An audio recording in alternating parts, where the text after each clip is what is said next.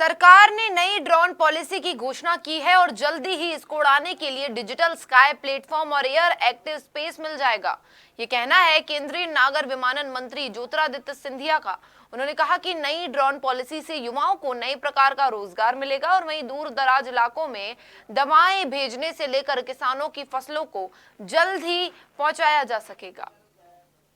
सिंधिया इन दिनों ग्वालियर दौरे पर हैं। गुरुवार को उन्होंने प्रेस वार्ता में बताया कि सरकार ने ड्रोन पॉलिसी बनाई है और जल्दी ही इनको उड़ाने के लिए एयर एक्टिव स्पेस उपलब्ध कराएगी। इसके लिए डिजिटल स्काई प्लेटफॉर्म उपलब्ध कराया जा रहा है। इसमें 3 लेयर लाल, पीला एवं हरा होंगे और कैटेगरी के हिसाब से नैनो और मध्यम आकार के ड्रोन उड़ाए जा सकेंगे।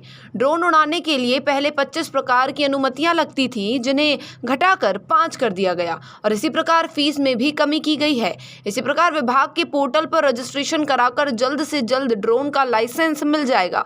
उन्होंने कहा कि अभी हाल ही में तेलंगाना राज्य में ड्रोन के जरिए वैक्सीन पहुंचाया गया और ये काम जल्दी हो गया। इससे ड्रोन के क्षेत्र में अपार संभावनाएं हैं। इसी ड्रोन से किसानों की फसलों एवं अन्य सामान को तुरंत पहुंचाया जा सकता है। इसी ड्रोन के जरिए रोजगार के नए अवसर भी पैदा होंगे। सिंधिया ने कहा कि प्रधानमंत्री मोदी के नेतृत्व में नागर विमानन क्षेत्र ने नई दिशाएं तय की हैं। 70 वर्ष में देश में 75 एयरपोर्ट बने और 7 वर्ष की अवधि में 61 नए एयरपोर्ट विकसित किए गए। इसी प्रकार प्रयास किया गया है कि मध्य प्रदेश के इंदौर, भोपाल, जबलपुर और ग्वालियर को नई उड़ानों से जोड़ा जाए।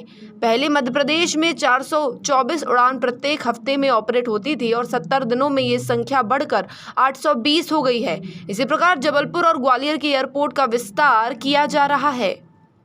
अब आपने सुना होगा कि ड्रोन पॉलिसी नया हमने निकाला है। ये एक नई क्रांति है प्रधानमंत्री जी के नेतृत्व में।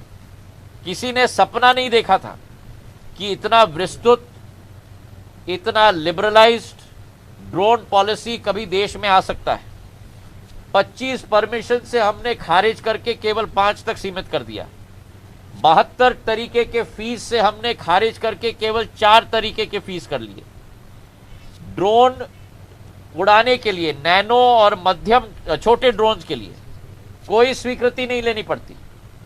आने वाले 2 दिन के अंदर पूरे देश का एक इंटरैक्टिव एयर स्पेस मैप, जहां लाल रेखांकित क्षेत्र जहां आप ड्रोन नहीं उड़ा सकते, पीले रेखांकित क्षेत्र जहां आप स्वीकृति के साथ उड़ा सकते हो और हरे रेखांकित क्षेत्र जहां स्वीकृति के बिना आप उड़ा सकते हो।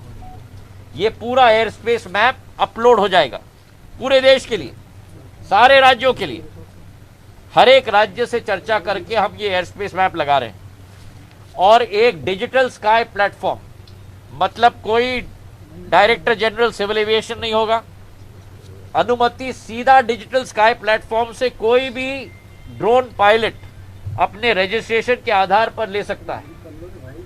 पूरा फ्लाइट पाथ एंटर करके उसको 5 सेकंड के अंदर या तो अनुमति और या तो रिजेक्शन 5 सेकंड के अंदर मिल जाएगा और वो अपना ड्रोन फ्लाइट ले जा सकता है।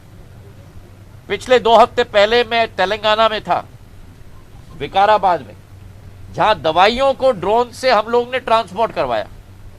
ऐसे ऐसे इलाकों में जहां आवागमन की सुविधा नहीं होती और वैक्सीन जहां लैंड हुआ वहां नर्स खड़ी थी जिसने अपने इन्वेंट्री में लिखा कि इतने वैक्सीन ड्रोन से अभी लैंड हुए हैं। ग्वालियर से सोमेश शर्मा की रिपोर्ट।